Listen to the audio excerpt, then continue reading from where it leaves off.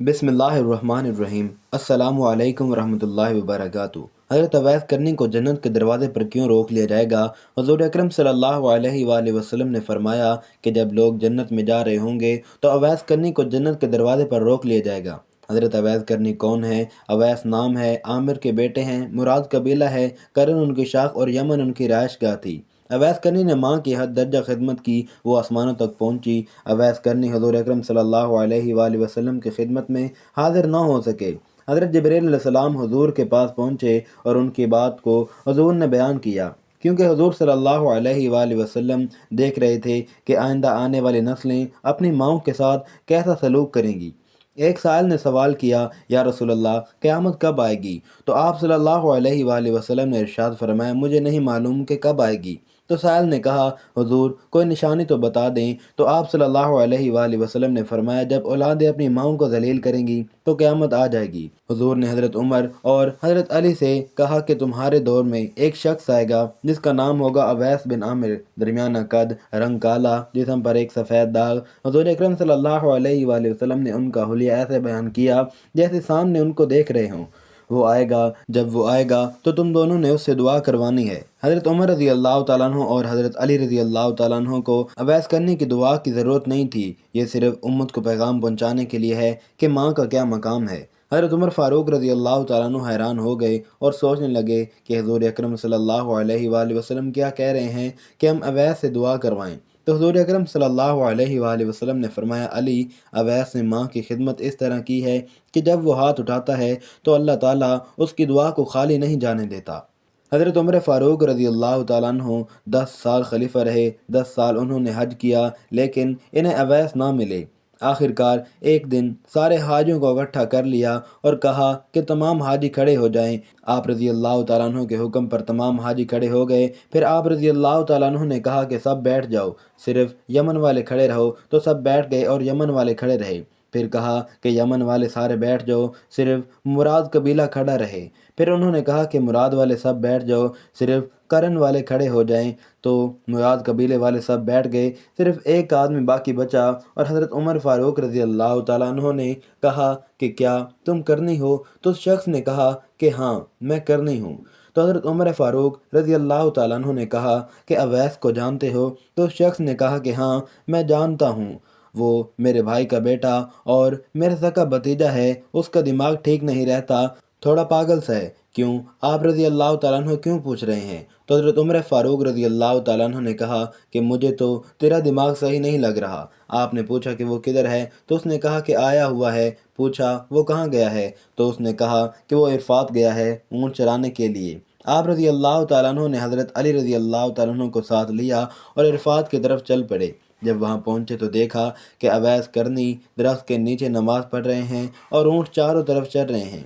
इन्हें नमाज़ पढ़ता देखकर हज़रत अली रज़ी अल्लाह तआला अन्हु और हज़रत उमर फ़ारूक रज़ी अल्लाह तआला अन्हु भी दरख्त के नीचे बैठ गए और हज़रत अवैस करनी रज़ी अल्लाह तआला अन्हु के नमाज ख़त्म होने का इंतज़ार करने लगे। जब हज़रत अवैस करनी ने महसूस किया कि दो आदमी आए हुए हैं तो उन्होंने नमाज मुख्तसर कर दी, सलाम फेरा। तो हज़रत उमर फ़ारूक रज़ी अल्लाह तआला अन्हु ने पूछा, कौन हो भाई? तो कहा, जी मैं मज़दूर हूँ, इसे खबर नहीं कि ये कौन है। तो हज़रत उमर फ़ारूक रज़ी अल्लाह तआला अन्हु ने कहा कि तेरा नाम क्या है? तो अवैस करनी ने कहा कि मेरा नाम अल्लाह का बंदा है। तो हज़रत उमर फ़ारूक रज़ी अल्लाह तआला अन्हु ने कहा कि सारे ही अल्लाह के बंदे हैं, तेरी माँ ने तेरा नाम क्या रखा है? तो हज़रत अवैस करनी रज़ी अल्लाह तआला अन्हु ने कहा कि आप कौन हैं? मेरी पूछ गुछ करने वाले इनका ये कहना था कि हज़रत अली रज़ी अल्लाह तआला अन्हु ने कहा उनका ये कहना था कि हज़रत अली रज़ी अल्लाह तआला अन्हु ने कहा कि अवैस ये अमीरुल मोमिनीन उमर बिन ख़त्ताब रज़ी अल्लाह तआला अन्हु हैं और मैं हूँ अली रज़ी अल्लाह तआला अन्हु बिन अबी तालिब। हज़रत अवैस का यह सुनना था कि वो कांपने लगे और कहा, जी मैं माफ़ी चाहता हूँ, मैं तो आपको पहचानता ही नहीं था, मैं तो पहली दफ़ा यहाँ आया हूँ। तो हज़रत उमर फ़ारूक रज़ी अल्लाह तआला अन्हु ने कहा कि तू ही अवैस है? तो उन्होंने कहा, हाँ मैं ही अवैस हूँ। हज़रत उमर फ़ारूक रज़ी अल्लाह तआला अन्हु ने कहा कि हाथ उठाओ और हमारे लिए दुआ करो। तो वो रोने लगा और कहा कि मैं दुआ करूं? आप लोग सरदार हैं और मैं आपका नौकर, मैं आप लोगों के लिए दुआ करूं? तो हज़रत उमर फ़ारूक रज़ी अल्लाह तआला अन्हु ने कहा कि हाँ, अल्लाह के नबी सल्लल्लाहु अलैहि वसल्लम ने फरमाया था, उमर और अली जैसी हस्तियों के लिए हज़रत अवैस करनी रज़ी अल्लाह तआला अन्हु के हाथ उठवाए गए کس لیے؟ اس کے پیچھے جہاد نہیں، تبلیغ نہیں، تصوف نہیں، تہجد نہیں، ہر وقت سجدے میں نہیں پڑے رہتے تھے۔ اس کے پیچھے صرف اور صرف ماں کی خدمت ہے۔ جب لوگ جنت میں جا رہے ہوں گے تو حضرت اویس کرنی رضی اللہ تعالیٰ عنہ بھی چلیں گے۔ اس وقت اللہ تعالیٰ فرمائیں گے کہ باقی کو جانے دو، صرف اویس کرنی کو روک لو۔ اس وقت حضرت اویس کرنی رضی اللہ تعالیٰ عنہ پریشان ہو جائیں گے اور کہیں گے، اے اللہ، آپ نے مجھے دروازے پر کیوں روک لیا؟ تو اس وقت اللہ تعالیٰ فرمائیں گے کہ پیچھے دیکھو۔ جب پیچھے دیکھیں گے تو پیچھے کروڑوں اربوں کی تعداد میں جہنمی کھڑے ہوں گے۔ اللہ تعالیٰ فرمائیں گے، اے اویس، تو اپنی انگلی کا اشارہ کرتا جا، تیری انگلی کے اشارے کے نیچے جتنے لوگ آئیں گے میں ان کو تیرے طفیل بخش دوں گا۔ یہ تھا ماں کی خدمت کا مرتبہ اور مقام۔ حضرت اویس کرنی کو حضور اکرم صلی اللہ علیہ وآلہ وسلم کی ذات سے والہانہ عشق تھا۔ یہی وجہ تھی حضور فرمایا کرتے تھے کہ یمن کی طرف سے مجھے محبت کی خوشبو آتی ہے، کیونکہ وہاں میرا دوست اویس کرنی رہتا ہے۔ آپ نے فرمایا کہ قیامت کے روز حق تعالیٰ 70,000 فرشتے پیدا کریں گے جن کی اشکال خواجہ اویس کرنی کی جیسی ہوگی، اور ان کے جلوس میں خواجہ صاحب کو بہشت کی طرف لے جایا جائے گا۔ ساری کائنات یہ منظر دیکھے گی، مگر کوئی شخص پہچان نہیں پائے گا کہ اصلی خواجہ اویس کرنی کون ہے۔ اللہ تعالیٰ نے جس طرح دنیا میں ان کو لوگوں سے چھپائے رکھا، اسی طرح روز قیامت بھی ان کو غیر کی نگاہوں سے دور اور محفوظ رکھے گا، کیونکہ حق تعالیٰ کا فرمان ہے، میرے دوست میری قبا کے نیچے رہتے ہیں، اور اسی وجہ سے ان کو کوئی پہچان نہیں سکتا۔ خواجہ اویس کرنی کو کسی نے نہیں دیکھا ماں سوائے چند ایک صحابہ کرام کے۔ حضرت اویس کرنی رضی اللہ تعالیٰ عنہ اسلام آنے سے پہلے ہی اس دنیا میں تشریف لا چکے تھے۔ بچپن ہی میں آپ والد کی شفقت سے محروم ہو گئے، اس لیے ان کو بچپن ہی میں محنت و مزدوری کرنا پڑی۔ آپ لوگوں کے اونٹ اجرت پر چرایا کرتے تھے اور اس اجرت سے اپنا اور اپنی ضعیف اور نابینا والدہ کا پیٹ پالا کرتے تھے۔ ان کے علاوہ جو تھوڑی سی رقم بچ جاتی تھی ان کو لوگوں میں تقسیم کر دیا کرتے تھے۔ آپ کی زندگی کے شب و روز اسی طرح گزر رہے تھے کہ یمن تک اسلام کے نام لیوا پیدا ہو گئے۔ حضرت اویس کرنی کو حضور صلی اللہ علیہ وآلہ وسلم کے متعلق خبر ملی تو آپ فوراً اسلام لے آئے۔ آپ کے اندر نور ہدایت کی شمع تو خدا نے پہلے سے ہی روشن کر رکھی تھی۔ اعلان نبوت اور ارشاد اسلام نے اس شمع ہدایت کو جلا بخشی۔ آپ رسول اللہ صلی اللہ علیہ وآلہ وسلم کے دیوانے اور شدائی بن گئے تھے۔ آپ صلی اللہ علیہ وآلہ وسلم فرماتے کہ اویس کرنی کو اسلام کی دولت سے اللہ تعالیٰ نے خود روشناس کرایا ہے، اور یہ خدا کی رحمت اور فضل کا اعجاز ہے کہ وہ میرا نادیدہ عاشق صادق بن گیا۔ حضرت کو قرب رسول اور نگار حبیب کا بڑا اشتیاق تھا، مگر آپ کو چشم باطنی کے اشارے سے حضرت نے مدینے آنے سے روک کے رکھا۔ اس کی دو وجوہات تھی، ایک تو خواجہ صاحب کی والدہ ضعیف اور بصارت سے محروم تھی، انہیں اکیلا چھوڑ کر آنا ناممکن تھا، دوسرا ان پر ہر وقت جذب طاری رہتا تھا۔ اس وجہ سے آپ صلی اللہ علیہ وآلہ وسلم نے خواجہ صاحب کو حکم دیا کہ آپ ہر وقت میرے چشم باطن کے سامنے ہیں، لہذا آپ مدینے آنے کی بجائے اپنی والدہ کی خدمت میں ہمتاً مصروف رہے۔ غزوہ احد میں کفار کے حملے سے آپ صلی اللہ علیہ وآلہ وسلم کے 2 دانت شہید ہو گئے۔ تمام مسلمانوں کو اس بات کا بہت صدمہ ہوا، مگر جس عاشق رسول نے اس صدمے کو حقیقی شکل میں محسوس کیا، اس کا دنیا حضرت خواجہ اویس کرنی کے نام سے جانتی ہے۔ آپ فرماتے ہیں کہ مجھے یہ معلوم ہوا کہ میرے آقا سردار دو عالم صلی اللہ علیہ وآلہ وسلم کے 2 دانت مبارک شہید ہو گئے ہیں، تو مجھے یہ بالکل معلوم نہ تھا کہ آپ کے کون سے دانت شہید ہو گئے، مگر آپ کی موافقت نے مجھے بے چین کر دیا۔ میں نے پہلے ایک دانت توڑا، پھر مجھے خیال ہوا کہ شاید یہ والا دانت نہ ٹوٹا ہو، پھر دوسرا، پھر تیسرا، غرض یہ کہ جوں جوں جنون موافقت شدت اختیار کرتا گیا اور میں دانت توڑتا چلا گیا، حتیٰ کہ سارے دانت توڑ ڈالے۔ اللہ تعالیٰ کو اپنے محبوب کے اس عاشق دلگیر کی یہ ادا بہت پسند آئی اور اس کے لیے کیلے کا ایک درخت پیدا کیا، کیونکہ ٹوٹے دانتوں کے ساتھ سوائے نرم غذا کے لوگوں کے لیے اور کوئی چیز کھانا ممکن نہیں تھا۔ صحابہ کرام نے آپ صلی اللہ علیہ وآلہ وسلم سے وقت وصال پوچھا کہ آپ کا فرقہ ہم کس کو دیں؟ آپ نے فرمایا کہ اویس کرنی کو اس مقصد کی بجا آوری کے لیے سیدنا حضرت عمر فاروق رضی اللہ تعالیٰ عنہ اور حضرت علی المرتضیٰ رضی اللہ تعالیٰ عنہ کوفہ تشریف لے گئے اور جمعہ کے خطبے میں کہا، مسجد میں نجد سے تعلق رکھنے والے جتنے لوگ ہیں سب کھڑے ہو جائیں۔ چنانچہ اہل نجد کھڑے ہو گئے۔ ان سے پوچھا گیا کہ شہر میں کوئی اویس کرنی نام کا شخص ہے؟ سب نے جواب دیا کہ ہم اویس کرنی سے بالکل آشنا نہیں ہیں، ہاں البتہ ایک دیوانہ ہے جو لوگوں سے بیدار ہو چکا ہے اور ہر وقت ویرانوں میں رہتا ہے اور آبادی کی طرف بالکل نہیں آتا۔ حضرت عمر اور حضرت علی نے کہا کہ وہ کہاں ہے، ہمیں اس سے ملواؤ۔ غرض کی گئی کہ وہ وادی ارنا میں اونٹ چراتا ہے اور رات کو روکھی سوکھی کھا کر سوتا رہتا ہے، کسی سے بات نہیں کرتا، وہ کھانا جو ہم لوگ کھاتے ہیں اس کو پسند نہیں کرتا، لوگوں کو خوش دیکھتا ہے تو روتا ہے، اور جب لوگوں کو روتے ہوئے دیکھتا ہے تو خوش ہوتا ہے۔ جب حضرت عمر اور حضرت علی وادی ارنا میں پہنچے تو انہوں نے دیکھا کہ خواجہ ویس کرنی نماز ادا کر رہے ہیں اور ان کے اونٹوں کو فرشتے چرا رہے ہیں۔ جب خواجہ ویس کرنی نماز سے فارغ ہوئے تو حضرت عمر نے آپ کو السلام علیکم کہا، جواب ملا وعلیکم السلام۔ حضرت علی نے آپ سے نام پوچھا، جواب دیا کہ میرا نام اللہ کا بندہ ہے۔ حضرت عمر نے کہا کہ اللہ کے بندے تو ہم سب ہیں، آپ اپنا خاص نام بتائیے۔ خواجہ صاحب بولے کہ میرا نام اویس ہے۔ حضرت عمر نے ان کا ہاتھ پکڑ کر وہ نشان دیکھا جس کے متعلق حضرت صلی اللہ علیہ وآلہ وسلم نے ذکر فرمایا کرتے تھے کہ وہ نشان اویس کی شناخت کی علامت ہوگا۔ حضرت عمر نے جب وہ نشان علامت خواجہ اویس کے ہاتھ پر دیکھا تو ان کے ہاتھ کو بوسہ دیا اور کہا، اے اویس کرنی، رسول اللہ صلی اللہ علیہ وآلہ وسلم نے آپ کو سلام بھیجا اور ساتھ ہی یہ منقبہ بھی عنایت فرمایا اور یہ وصیت فرمائی کہ آپ امت محمدیہ کی بخشش کے لیے دعا کریں۔ حضرت اویس کرنی نے فرمایا، اے عمر اور علی، آپ لوگ حضرت صلی اللہ علیہ وآلہ وسلم کے رفیق خاص ہیں اور مجھ سے اولیٰ ہیں، دعا تو آپ لوگ کریں کیونکہ آپ کا مرتبہ خدا کے دربار میں بہت بلند ہے۔ حضرت عمر اور حضرت علی یک زبان ہو کر بولے، ہم تو دعا کرتے ہیں مگر آپ باوصیت رسول اللہ صلی اللہ علیہ وآلہ وسلم امت مسلمہ کے لیے دعا فرمائیے۔ خواجہ اویس کرنی نے پھر کہا کہ اے عمر اور علی، ہو سکتا ہے وہ کوئی اور شخص ہو جس کا ذکر محبوب خدا نے فرمایا ہو۔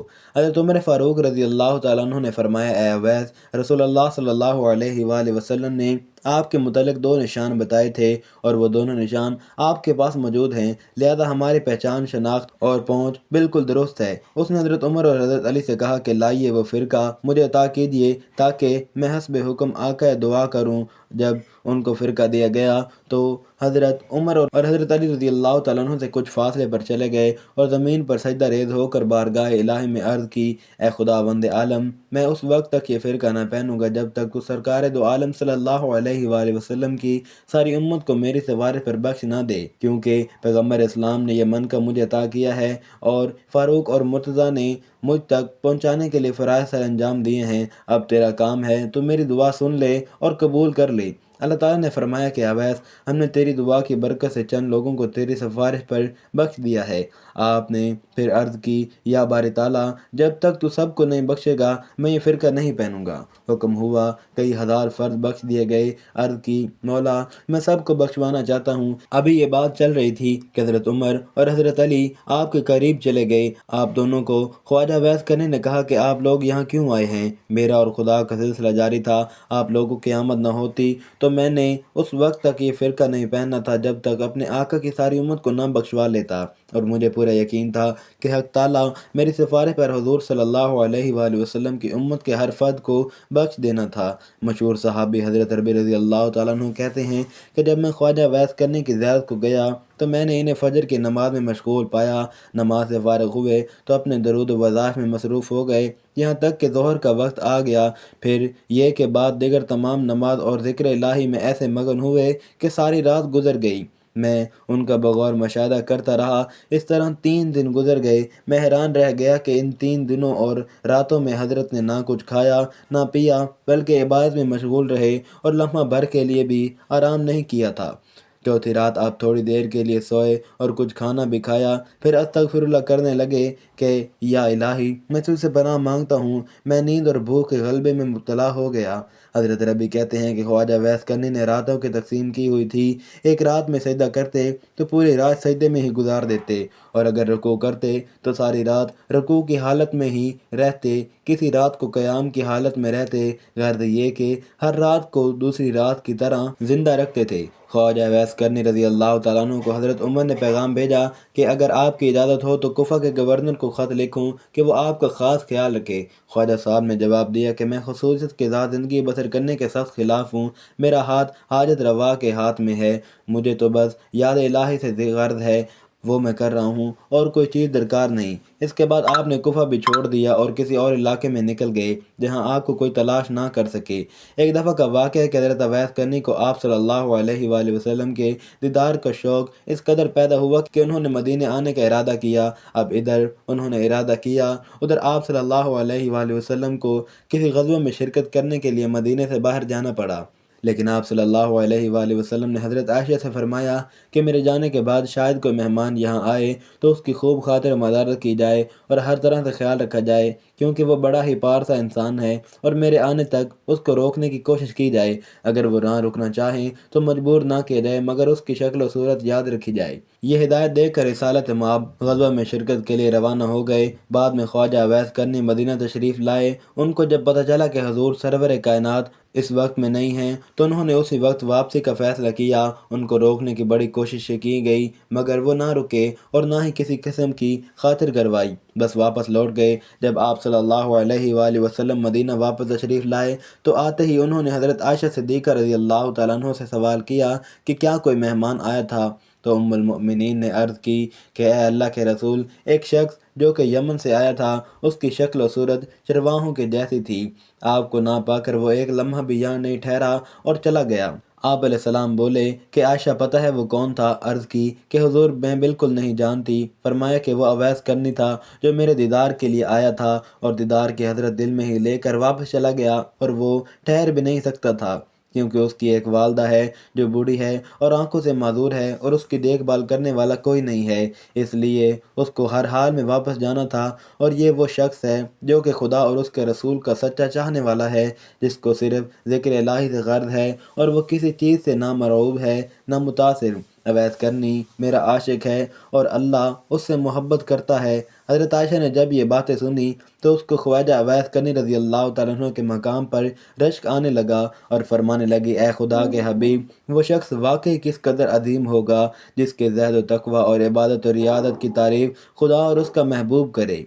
مشہور تابعی حضرت حرم بن حیان رضی اللہ تعالیٰ عنہ کی ایک بار خواجہ اویس کرنی رضی اللہ تعالیٰ عنہ سے ملاقات ہوئی۔ وہ اپنی ملاقات کچھ اس طرح سے بیان کرتے ہیں: حضرت خواجہ اویس کرنی رضی اللہ تعالیٰ عنہ کوفہ میں مقیم تھے۔ میں نے آپ کی تعریف سنی، ملاقات کا شوق ہوا اور میں ان کی زیارت کے لیے کوفہ پہنچا۔ لوگوں نے بتایا کہ وہ دریائے فرات پر ملیں گے۔ میں دریائے فرات کے کنارے پہنچا تو دیکھا کہ ایک شخص تنہا بیٹھا دوپہر کے وقت وضو کر رہا ہے اور کپڑے دھو رہا تھا۔ میں اویس کرنی کے اوصاف سن چکا تھا، اس لیے فوراً ہی پہچان گیا۔ ان کا جسم فربا اور رنگ آدمی تھا، سر منڈا ہوا تھا اور داڑھی گھنی تھی، بدن پر بہت زیادہ بال تھے اور چہرہ بہت بڑا تھا۔ صف کا پاجامہ پہنے ہوئے تھے اور صف کے چادر جسم پر تھی۔ میں قریب پہنچا اور سلام کیا۔ انہوں نے جواب دیا، میری طرف دیکھ کر کہا اللہ تمہیں سلامت رکھے۔ تو میں نے مصافحے کے لیے ہاتھ بڑھایا، لیکن انہوں نے مصافحہ کرنے سے گریز کیا اور اپنے پہلے الفاظ دہرائے کہ اللہ تمہیں سلامت رکھے۔ ان کی حالت پر مجھے بڑا ترس آیا اور میری آنکھوں سے آنسو بہنے لگے۔ جب میں نے حسرت بھرے لہجے میں کہا کہ اویس، خدا تم پر رحم کرے اور تمہاری مغفرت فرمائے، تو وہ بھی رونے لگے اور مجھ سے مخاطب ہو کر فرمایا کہ حرم بن حیان، خدا تم پر رحم کرے، میرے بھائی تمہارا کیا حال ہے؟ تمہیں میرا نام کس نے بتایا؟ میں نے عرض کیا کہ خدا نے، مگر اویس یہ تو بتاؤ تمہیں میرا اور میرے باپ کا نام کیسے معلوم ہوا؟ اس سے پہلے نہ میں نے تمہیں دیکھا نہ تم نے مجھے۔ حضرت اویس نے جواب دیا کہ تمہارا نام مجھے اس نے بتایا ہے جس کے علم و خبر سے کوئی چیز باہر نہیں۔ میری روح نے تمہاری روح کی طرف متوجہ کی اور میری روح نے تمہاری روح کو پہچان لیا۔ مومن کی روحیں ایک دوسرے کو پہچان لیتی ہیں۔ میں نے عرض کی کہ رسول اللہ صلی اللہ علیہ وآلہ وسلم کی کوئی حدیث مبارک سنائیے تاکہ میں اسے یاد کر لوں۔ حضرت اویس کرنی نے فرمایا کہ میں نے سرکار دو عالم صلی اللہ علیہ وآلہ وسلم کی شرف صحبت حاصل نہیں کی، البتہ حضور صلی اللہ علیہ وآلہ وسلم کے صحابہ کرام کو دیکھنے کی سعادت نصیب ہوئی ہے، اور تم لوگوں کی طرح ان کی زبان سے میں نے بھی حضور کی حدیث سنی ہے، لیکن میں اپنے اوپر یہ دروازہ کھول کر محدث، مفتی اور قاضی کہلانا پسند نہیں کرتا۔